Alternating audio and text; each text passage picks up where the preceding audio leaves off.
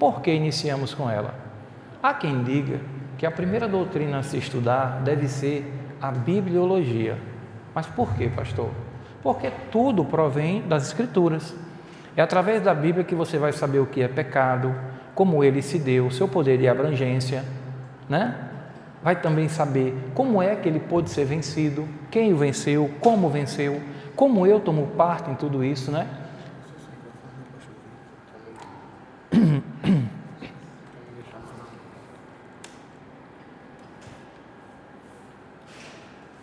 E nós sabemos disso através da Escritura. João, no capítulo de número 8, verso 32, diz que conhecereis a verdade e a verdade vos libertará. Ou seja, o texto é claro, mesmo em língua portuguesa, e a gente sabe que tem algumas nuances das traduções, mas que não existe duas verdades. Apenas uma verdade existe. No capítulo 14, verso 6, ele vai dizer que essa verdade é o caminho, a verdade e a vida. E que ninguém vem ao Pai a não ser por mim. Eu queria fazer a leitura, inicialmente, farei a leitura do que o Evangelho de João, no capítulo 1, versos de 1 a 14. Esse texto é extremamente importante. Olha, João, ele não é considerado um evangelho sinótico. Ou seja, similar, parecido ou bem próximo, né? Como são Marcos, Mateus e Lucas. Mas João, ele tem uma peculiaridade e um DNA ímpar. Sabe de quê? De falar, de narrar com uma profunda pessoalidade sobre a pessoa de Cristo.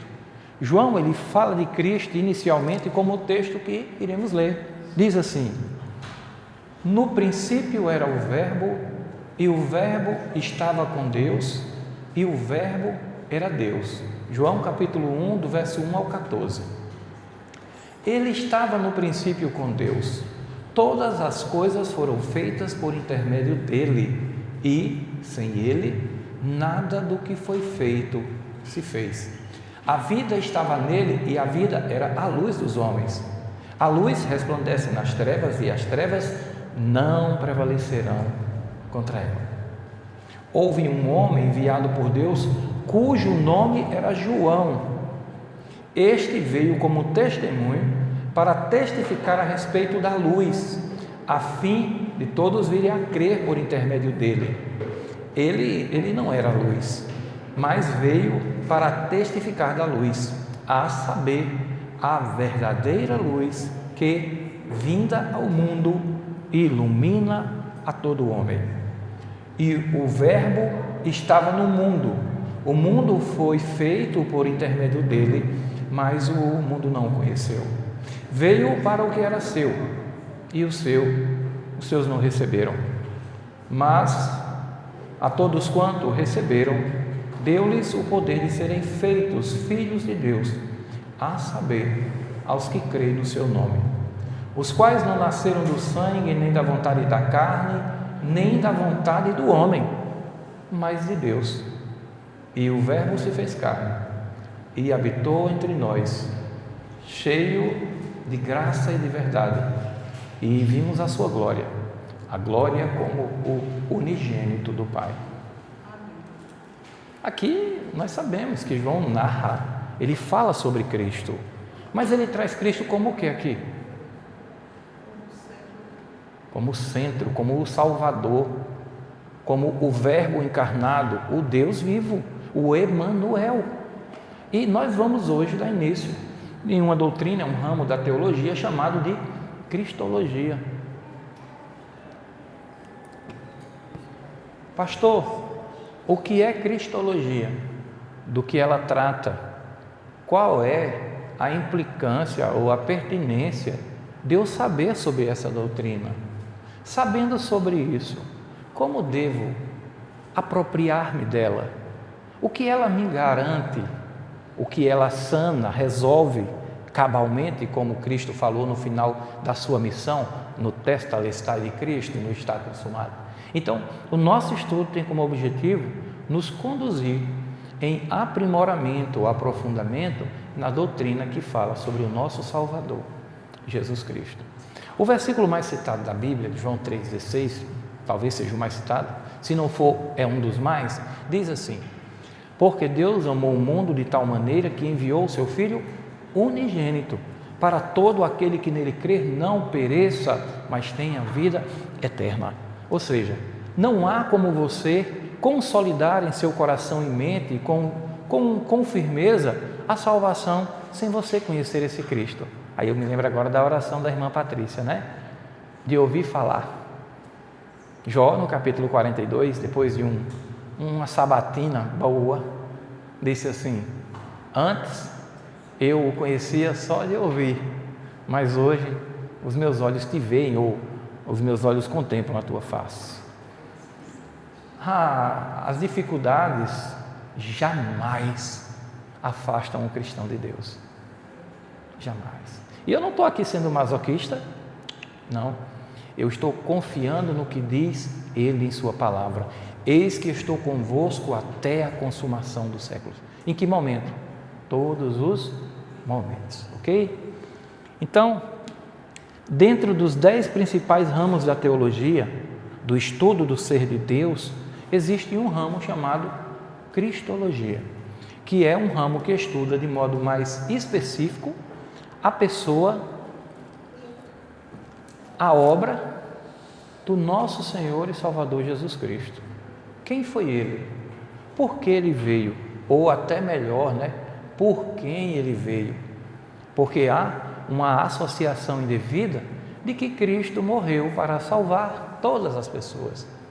Mas o texto não diz isso.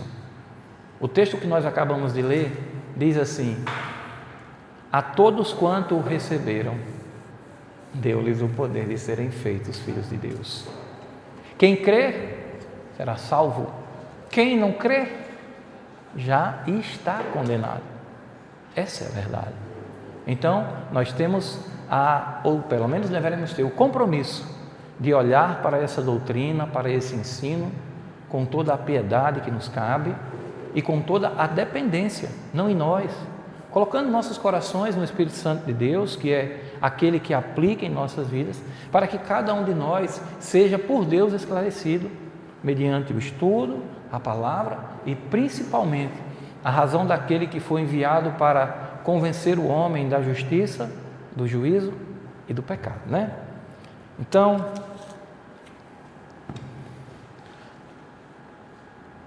quais são os fundamentos da cristologia, A cristologia, ela é fundamentada na plena divindade, mas também na plena humanidade de Cristo. Não há como você consolidar a doutrina de Cristo querendo separar o ser divino, a natureza divina de Cristo, da natureza humana. Quer ver uma coisa? O que Deus é de vocês? Ele é provedor ou Ele é Senhor? Não tem como separar uma coisa da outra. Ele é provedor e Senhor. Mas convenhamos que muitos estão totalmente dispostos a receber o favor de Deus, mas não há disposição em seus corações de reconhecê-lo como seu Senhor, de obedecer a Deus. Apenas os favores dele são almejados. Ele não quer reconhecer, ele quer de Deus o que está nas mãos. Vocês entendem o sentido da palavra doulos? Escravo? Não se trata de um escravo que tem correntes ligadas e que o impede de ir embora. Não. A palavra doulos, que é servo, para nós é alguém que olha para o seu Senhor e por agradecimento e gratidão a Ele, vai diante dos portões, dos anciões e diz: a partir de hoje, durante toda a minha vida, eu sirvo ao meu Senhor. Não é uma obrigação a ferro e fogo. É um ato de gratidão e reconhecimento pelo favor feito por você. Então, a doutrina da cristologia, ela tem como base o seu pilar, o reconhecer e o trabalho nas naturezas de Cristo, divina e humana. Você não pode apartar-se dessa doutrina, desse ensino e considerar aquele que veio para nos dar a única possibilidade, não, a única forma eficaz de ter os nossos pecados perdoados.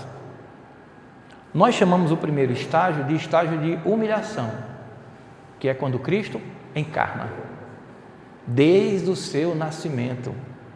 Eu nasci na maternidade de São José, em Juazeiro, mas Cristo nasceu numa manjedoura, porque não tinha lugar para ele na estribaria, né? Não tinha.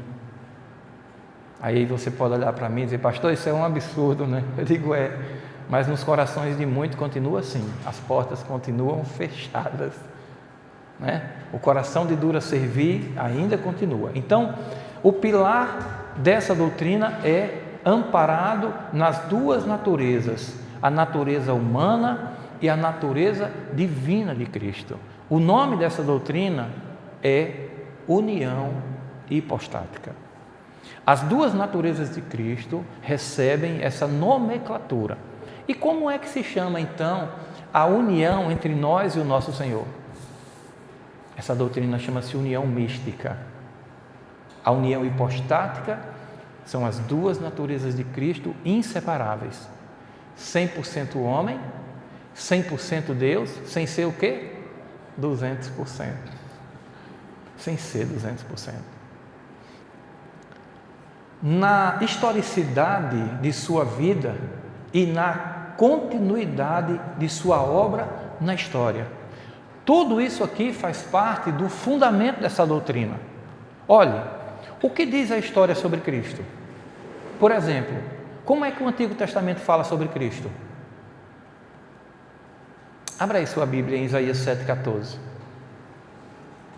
Isaías 7,14.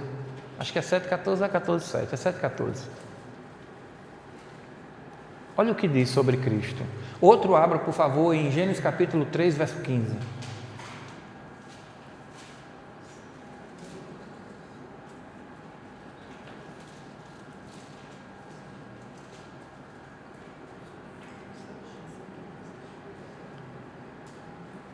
Quem abrir pode ler.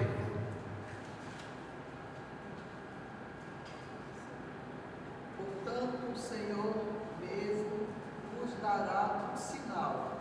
Eis que a virgem conceberá e dará à luz um filho e lhe chamará Emanuel.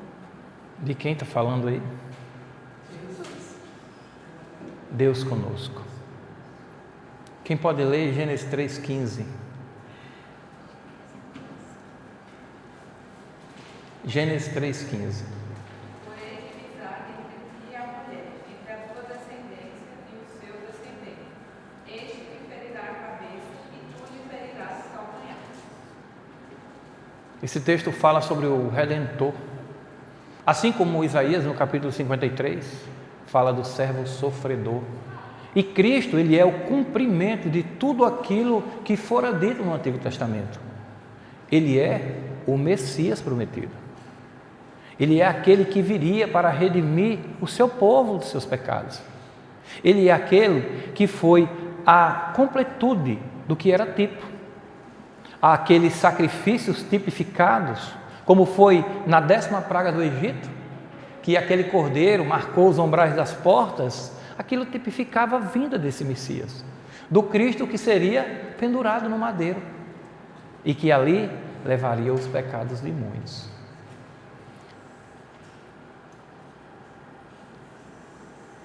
Um dos principais e atos centrais da cristologia é essa dupla natureza de Cristo, que afirma que Ele é simultaneamente e totalmente tanto humano como divino.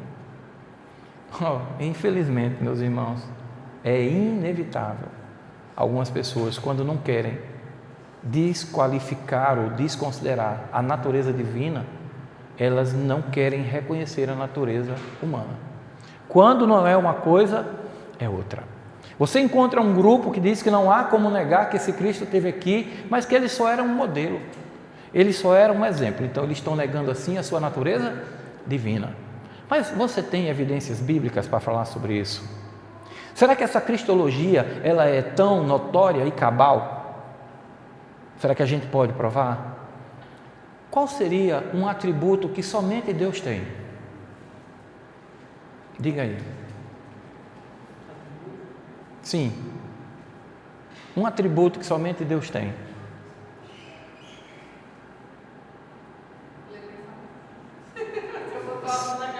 Saber o que pensamos. Né?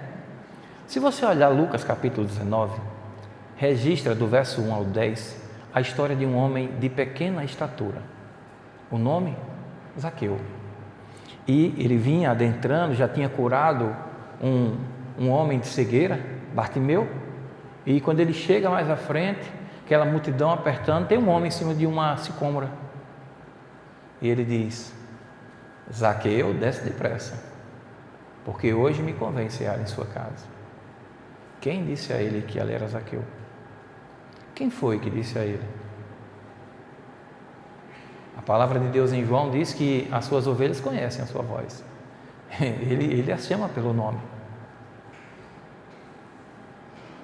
Mateus, no capítulo 9, ele vai passando, está numa coleteria. Ele chama Zaqueu e diz: vem e segue-me.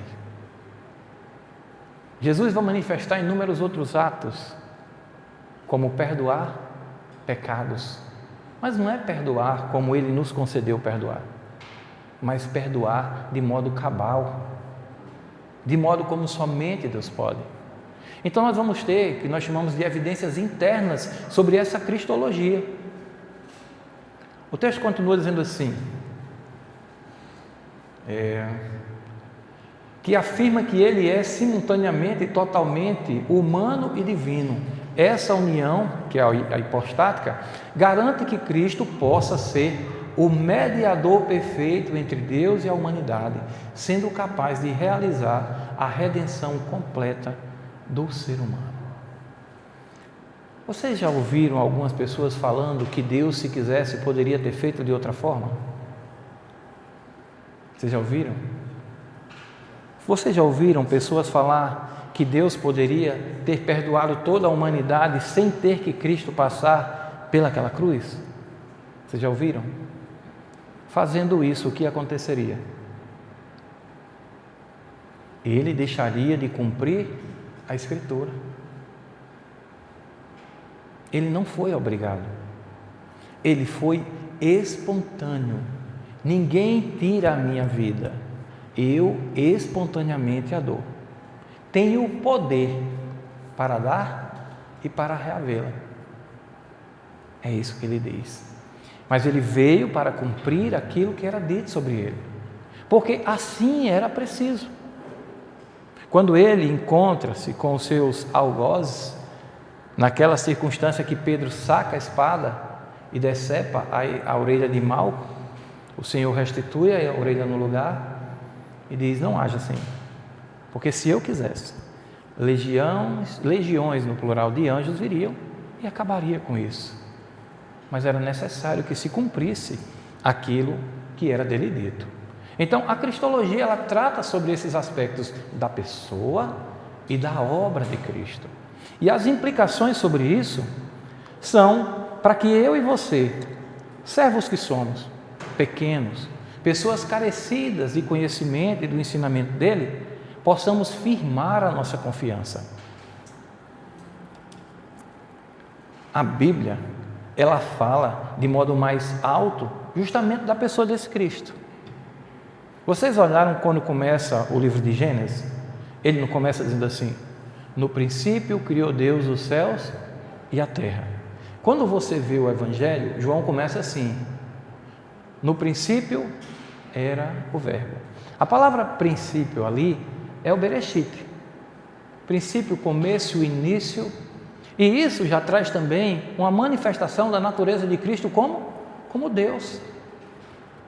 E um dos aspectos da natureza dele como Deus é ser atemporal como Deus. Mas há uma confusão muito grande entre a pessoa de Cristo como Messias e ele como Deus. Sabe quais são as implicações disso? Exemplo: Quem aqui viu Deus na pessoa do seu Filho Jesus? Eu não vi. Nenhuma que viu. Tomé foi advertido quando disse ao Senhor que se não visse, não creria. Ele disse que bem-aventurados são os que não viram, mas contudo creram nele. Então, a manifestação de Cristo é o cumprimento da Escritura, mas ele já era, antes de ser o Messias, ele já era o que é, porque ele é Deus. E aí algumas pessoas às vezes confundem a manifestação dele como Messias, que veio cumprir a missão, como o Deus que justifica toda a humanidade, desde Adão até a volta dele, que eu não sei quando se dará. Eu tenho outro material aqui que nos traz o seguinte: fala que a cristologia é o ramo da teologia que se dedica exatamente a essa pergunta. Ela estuda quem é Jesus, o que ele fez e o que isso significa. Hoje, ser salvo por meio dele. Na tradição reformada, esse estudo não é especulação abstrata nem curiosidade acadêmica. Vocês viram o que está escrito em Deuteronômio 29:29? Lá vai dizer assim: que as coisas reveladas são para o meu conhecimento e o da posteridade, e que as não reveladas são para Deus. Mas a palavra de Deus, ela veio até nós. Então, existem coisas acerca da pessoa de Deus, do seu Filho, do Espírito Santo e tudo mais, que é para o nosso conhecimento. E essa aqui é uma delas. Sabe o que é teologia da especulação? Exemplo.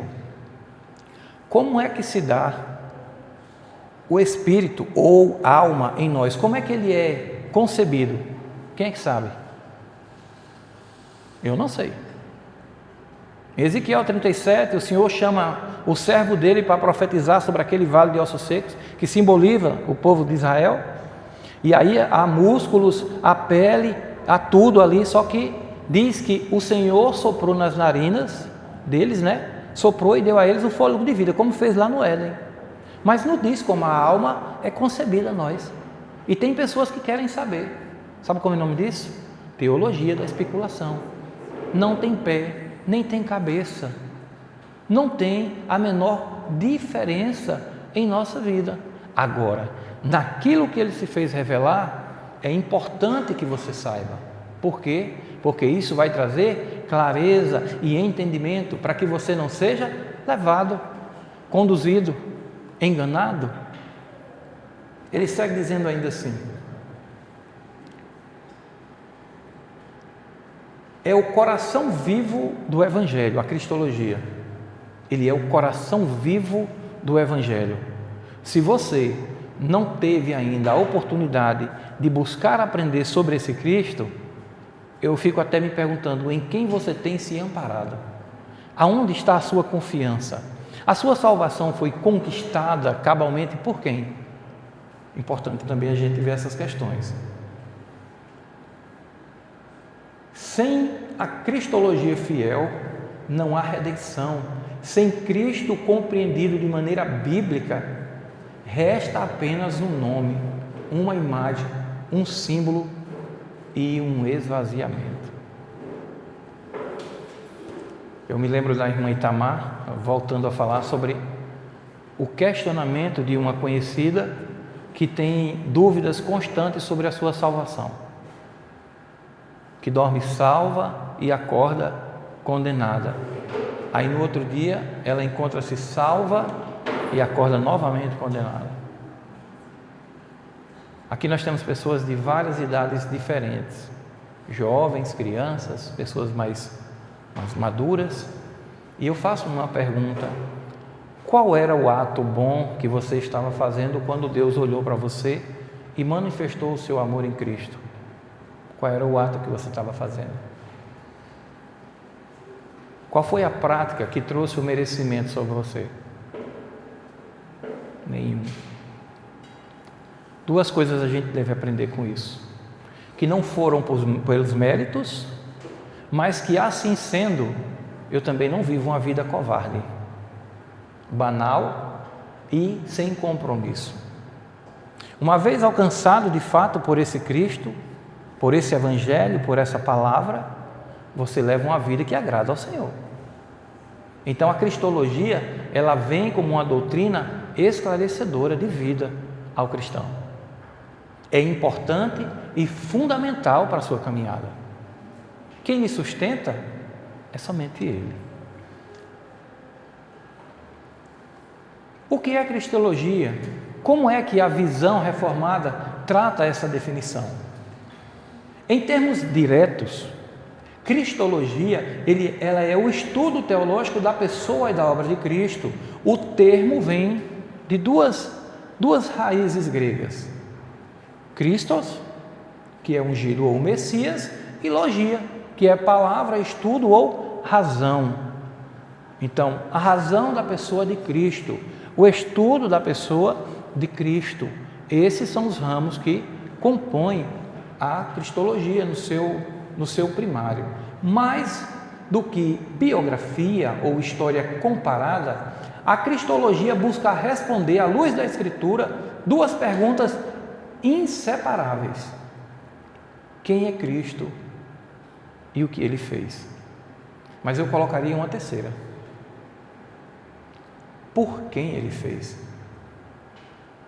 Porque existe um princípio erroneamente tratado sobre a salvação universal de todas as pessoas. Vocês prestaram atenção no texto que foi lido? Capítulo 12. Perdão, capítulo 12 não, capítulo 1, versículo 12. Diz assim: mas a todos quanto receberam, deu-lhes o poder de serem feitos filhos de Deus, a saber, os que creem no seu nome. Se você observar de modo frio, sem mergulhar no texto, você até vai ver que o homem aqui aparenta ter um princípio ativo de escolha. Receberam, eu posso receber ou não, né? Mas o verso 12 é seguido de um verso que é o de número 13, que diz que os quais não nasceram do sangue, nem da vontade da carne, nem da vontade do homem, mas de Deus. Se fosse Jonas aqui, o profeta, ele ia dizer assim: Senhor, a salvação pertence a Ti. A salvação pertence a Deus.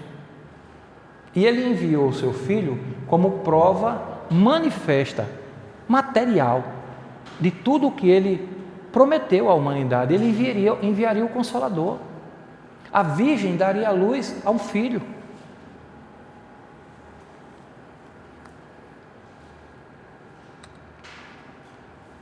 Em número 1, ele trata na pessoa de Cristo. A tradução reformada, ela organiza esse assunto em 3 pontos. Diz assim: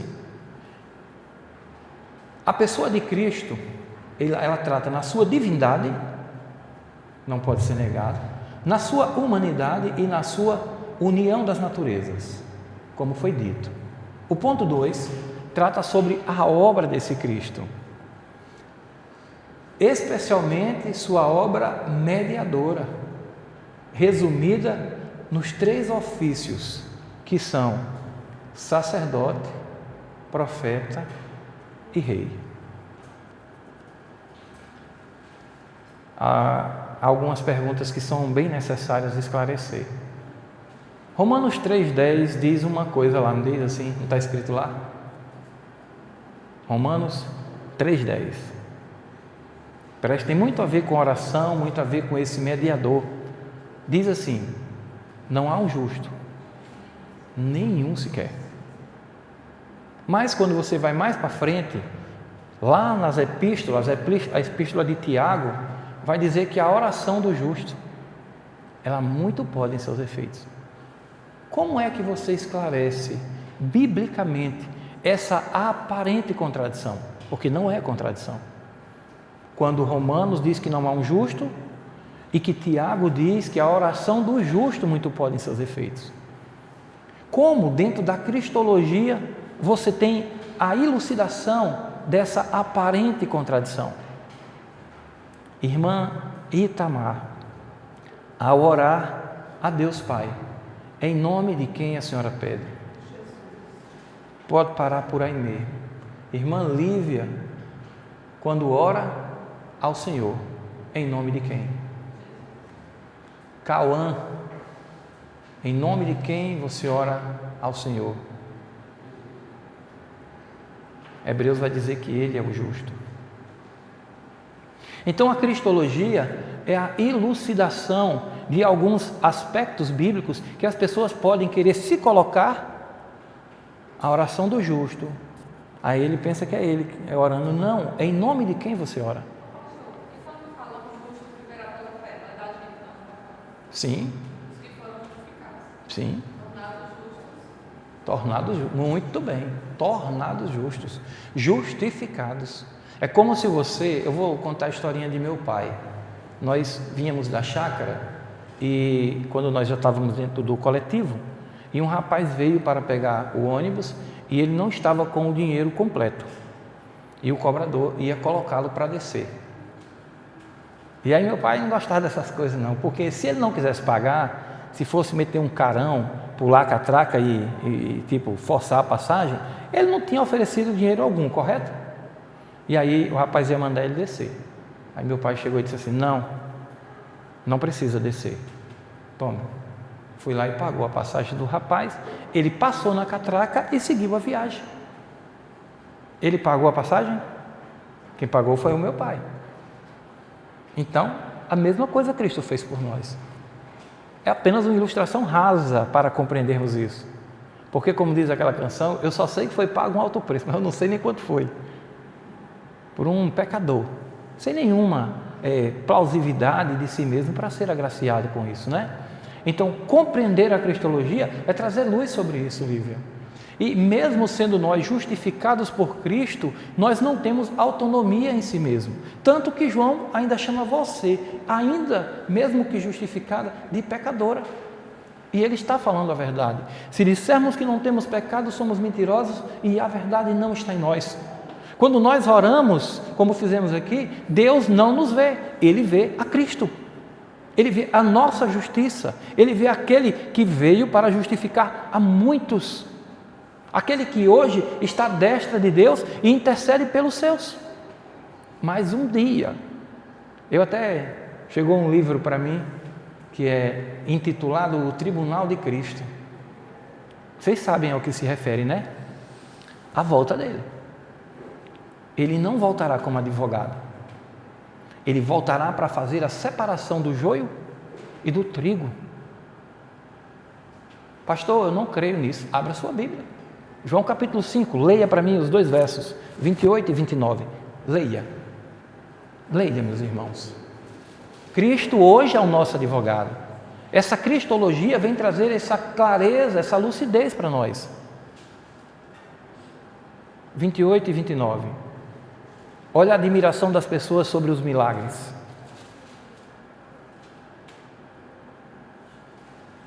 Vai iniciar dizendo: não vos admireis disto.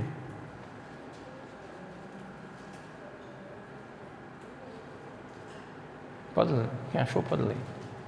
Não vos maravilheis disto, porque vem a hora em que todos os que se acham Nos túmulos. ouvirão a sua voz e sairão. E os que tiveram feito bem para a ressurreição da vida, e os que tiveram fabricado mal para a ressurreição do juízo. A ressurreição é algo universal? Segundo a palavra de Deus, sim. Mas a salvação não. E a palavra bem aí não tem relação com boas obras, né? Porque, como disse com Abraão, Abraão creu e isso lhe foi imputado para a justiça. Mas não a justiça que provém das obras, mas da fé. É a justiça que tem sua origem nesse aqui, em Cristo, e não em nós. O terceiro é os estados de Cristo. O seu estado da humilhação. Em que se caracteriza isso? Na sua encarnação, no seu sofrimento, na sua morte e no seu sepultamento. Aqui fecha-se o ciclo que nós chamamos de humilhação de Cristo. Mas acabou? Não. vem agora o seu momento de exaltação. O momento de exaltação de Cristo, ele consiste na sua ressurreição, na sua ascensão, cessão, a direção de Deus, e tem uma coisa que ainda falta, que é o seu retorno glorioso. A Bíblia diz que assim como ele foi, esse Cristo, ele tornará. Assim como ele foi, ele tornará. Nesse dia, meu irmão, que nós não sabemos qual esse domingo passado nós tivemos um meio impasse por algumas pessoas com relação a um dos jogos da Copa do Mundo, que era o jogo do Brasil. Alguns grupos trataram, irmão fulano, vai mudar o horário do culto? Vai ter culto, etc. e tal. Mas por quê? Por causa do jogo da seleção. Eu disse, olha irmão, cada um prestará conta de si diante de Deus. Se o pastor, o irmão, sei lá, achar que não, tudo bem. Mas eu não adoto essa postura. Eu não adoto.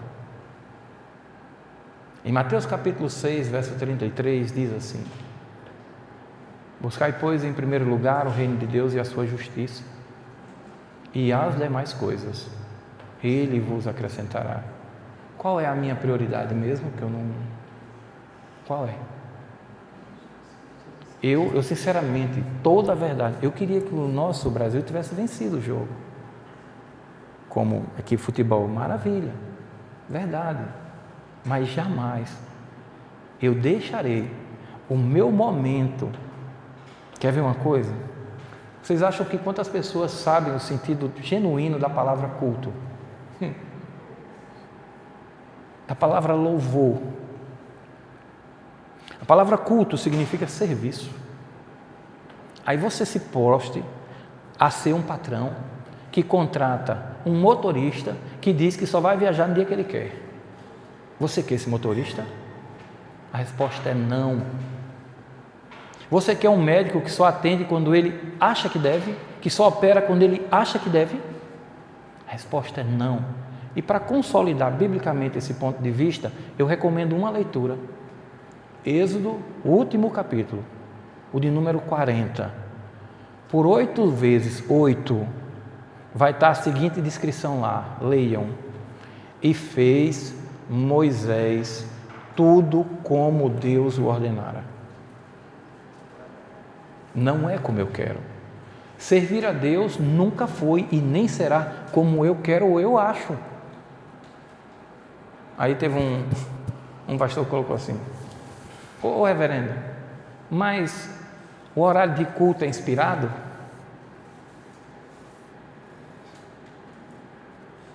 Se o horário de culto é inspirado, não. Mas é deliberado por pessoas que Deus o capacitou e os levantou. Ponto. Agora eu pergunto, qual a plausibilidade de mudarmos esse horário? Qual o peso ou a necessidade de fato? Então é um cuidado muito grande que a gente tem que ter. Vamos tratar aqui agora sobre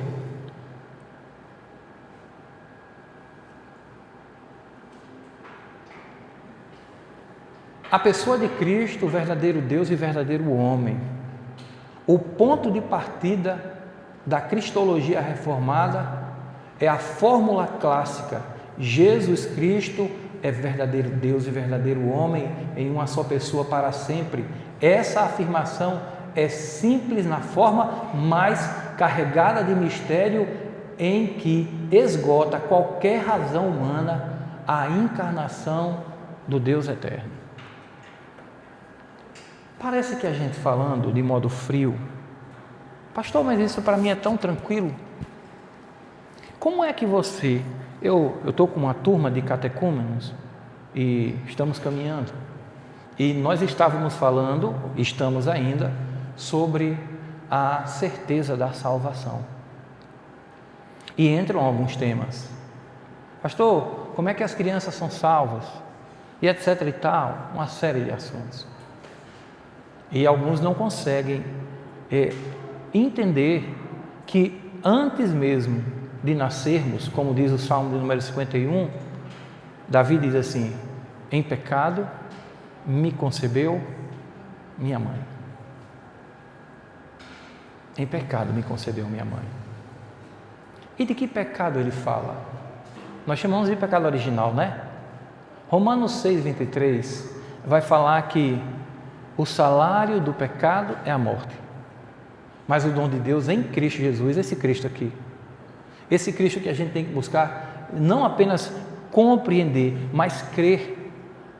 Como é que você vai compreender a onipresença de Deus? Como é que você vai compreender a graça sobre a sua vida? Pastor, eu creio na graça. Como?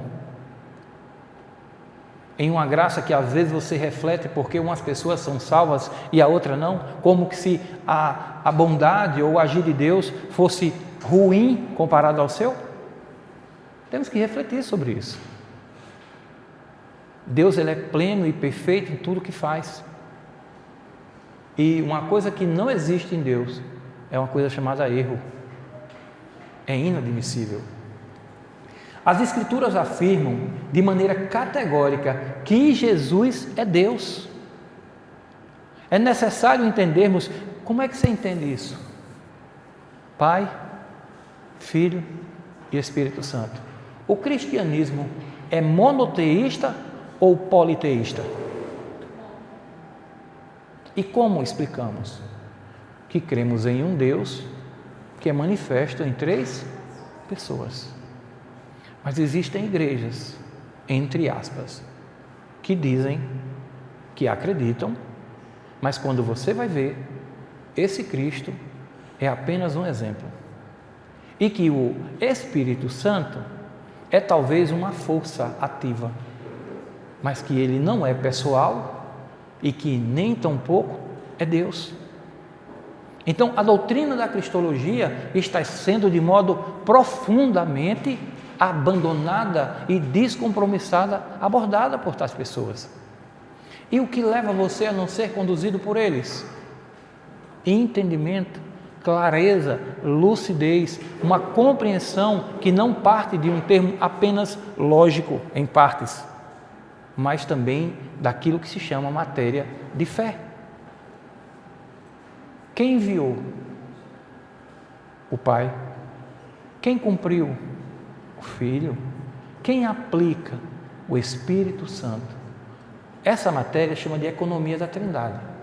Cristo está no seu papel como nosso Redentor. Ele segue aqui dizendo assim: o prólogo do Evangelho de João apresenta o Verbo como existente desde a eternidade. Não foi o texto que a gente leu? No princípio era o Verbo, e o Verbo estava com Deus, voltando para o Pai e plenamente divino.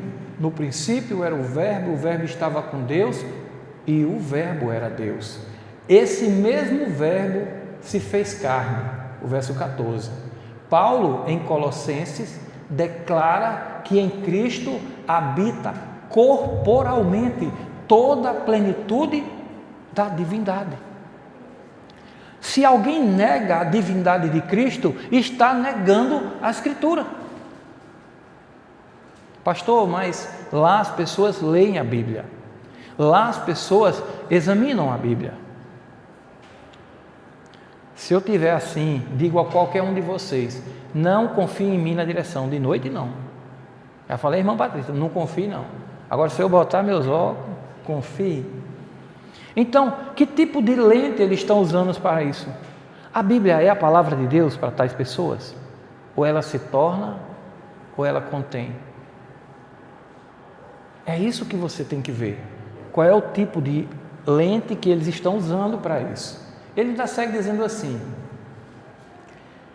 e o próprio Jesus se apropriou do nome divino de Êxodo, no capítulo 3, ao dizer: antes que Abraão existisse, eu sou. Está aqui no capítulo, lá em João, no capítulo 8, verso 58. Na Escritura, você tem as provas da natureza divina e da natureza humana de Cristo. A divindade de Cristo, ela não é detalhe dogmático, ela é necessidade redentora. Não é um dogma qualquer, não é uma vontade do homem, mas é um princípio que o cristão deve buscar entender com lucidez, baseados na Escritura. Se eu negar qualquer uma das duas naturezas de Cristo, eu não me estou apropriando-me da salvação como a palavra de Deus comunica. Somente Deus pode oferecer aqui eu não concordo com esse artigo que está aqui não. Aqui diz assim: somente Deus pode oferecer um sacrifício. Não. Ele não foi um sacrifício. Ele foi o sacrifício. Porque um é artigo indefinido. Então existem outros? Ele foi o único sacrifício cabal. Todos os outros que foram feitos no Antigo Testamento eram tipos que apontavam de modo imperfeitos aquele que viria como perfeito. Há necessidade de oferecermos algum sacrifício redentivo hoje, como era no Antigo Testamento? Bois, cabritos, sei lá, o que fossem. Não, por quê? Se fizermos isso hoje, estamos negando a Cristo. Nós estamos negando a sua suficiência. Aí eu sempre digo que ao cristão genuíno hoje, ainda é cabido um sacrifício. Chama-se sacrifício de louvor, que é uma vida de renúncia por gratidão àquilo que Cristo fez por você. Redentivo? Não. De louvor? Sim. Que é uma vida abnegada, na busca da santidade, sem a qual ninguém verá a Deus. E em João capítulo 17, verso 17, ele vai dizer assim: santifica-os na verdade. A tua palavra, Senhor, é a verdade. Então eu busco essa santidade através da instrumentalidade nos dada pela Escritura. Ele segue dizendo assim: somente Deus pode oferecer o sacrifício de valor íntegro, infinito e perfeito. Suportar a ira contra o pecado de maneira redentora e aplicar os frutos de sua obra aos eleitos. Hoje eu vinha conversando com o Juan, hoje a gente passou o dia junto. E aí eu falando sobre a questão do ato de Cristo, né? A Bíblia diz que ele tomou o cálice o quê?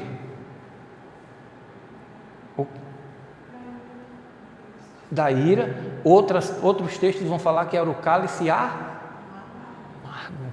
O da ira, está correto, mas o cálice amargo. Agora eu pergunto a você: o cálice que você toma na ceia é amargo? Deveria ser, né? Se fosse igual, menina, eu não gosto nem de lembrar, um vinagre que nós tomamos, aquilo era um vinagre. Mas a verdade é que ele bebeu o cálice amargo, ele tomou sobre si as nossas dores, levou as nossas, né? Nos tratou das nossas enfermidades, ele pagou o preço pelo pecado, ele passou pela morte para nos dar a vida. Ele tomou esse cálice, ele submeteu-se à morte para nos dar a vida nele. Então não é ilícito essa questão, é até pedagógico. Ele tomou o cálice amargo para lhe dar, mas reflita sobre isso. Reflita sobre o ato da Santa Ceia, sobre o que aquilo significa de fato para a sua vida. Domingo eu me segurando para não chorar, meu Deus, em virtude do nascimento em Cristo, da confessionalidade de Rafael e de João Lucas, a primeira ceia deles, e para mim é um momento que me reporta à cruz. Eu não estava lá, mas é como se eu estivesse, porque eu fui um daqueles que pelos pecados da minha pessoa, ele se deu naquela cruz, que era minha, era para que eu estivesse ali. Ele conclui ainda dizendo assim: suportar a ira contra o pecado de maneira redentora e aplicar os frutos de sua obra aos eleitos. É outra doutrina que é muito complicada para alguns entender sobre essa eleição, mas é só você considerar o escrito da palavra de Deus. A palavra do Senhor diz que nós estávamos mortos em nossos delitos e pecados, Nós não tínhamos poder nenhum, como não temos, de reagir salvificamente a Deus, e Ele nos deu vida, e nos deu de modo abundante. Se Jesus fosse apenas um homem extraordinário,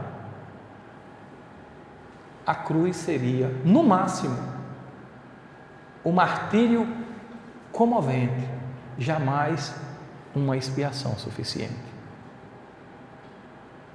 Por que Cristo não é um mártir? Qual seria a diferença? Meu presbítero, por que Cristo não é um mártir?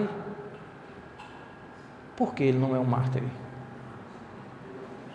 Tem uma canção, não é, Diego? Tem uma canção, né, que fala até sobre isso. Porque ele vive. Mártir, o primeiro que nós sabemos, chama-se Estevão, que morreu por não negar o Evangelho. Mas Cristo, ele vive. Ele é a causa e a razão macro da nossa esperança, da nossa confiança maior. Se nós pensarmos o contrário, que Cristo apenas cumpriu uma vida carnal, você não entendeu a redenção que há em Cristo Jesus. A cristologia e o seu âmago não foi compreendido. Não foi compreendido. Então, a morte de Cristo, ela torna-se válida quando nós reconhecemos com literalidade, como a Escritura nos diz, sobre o que Ele fez. Hoje foi o início, apenas uma introdução sobre o assunto da cristologia, a doutrina que fala sobre a pessoa, sobre a obra e sobre também o seu poder de abrangência. Como você, meu irmão, como você entende isso? Como você entendia isso? Como você passou a examinar, a partir desse momento, o que diz a palavra de Deus? No nosso último encontro, um dos textos que nós lemos foi o que está escrito em João, no capítulo de número 3. Lá está falando sobre um diálogo de Jesus com um homem judeu, né? Chamado Nicodemos. E aí o verso 8, o Senhor diz assim: o vento sopra onde quer, não sabe-se de onde vem e nem para onde vai. Assim é todo o que é nascido do Espírito. Mas antes, no verso 6, ele diz assim: o que é nascido da carne é carne, e o que é nascido do Espírito é Espírito. Há uma distinção entre aqueles que são alcançados e agraciados eficazmente por esse Cristo e sua obra, daqueles que talvez gozem apenas de uma participação religiosa, que tenham os seus nomes escritos no rol da igreja, mas não tenham os seus nomes escritos no livro da vida. Lá não tem borracha para pagar. Uma vez lançados no livro da vida, é para sempre. Mas como você pode garantir isso? Porque a obra dele foi cabal, não foi a sua. Pastor, mas e se eu cometer pecados? E quem disse que existem pessoas que não cometem? Todos cometemos, só que tem uma grande diferença. O nascido de novo já não vive na prática. Ele tem um ardor em seu coração, porque isso fere o seu Senhor. Isso é contra aquilo que agrada a Deus. Mas é impossível, meu irmão, que você não cometa falhas ao longo do caminho, mas não vai viver na prática. Porque o coração de pedra ele foi extraído, e a palavra diz que ele colocou em nós um coração com sensibilidade. Pedra tem sensibilidade? Pedra? Não, mas carne tem. Sensibilidade. Então que o Senhor nos ajude a olharmos a Escritura, nos despindo do nosso eu, para de modo sinceros, confiantes nele, angariarmos, garimparmos todos os princípios que são pertinentes à vida cristã. E um deles é compreendermos a pessoa e obra de Cristo. Presbítero Diego, pode encerrar? Eu quero convidar os irmãos a se colocarem de pé, mais uma vez. Aí quando o presbítero Gil está presente agora, a gente diz assim: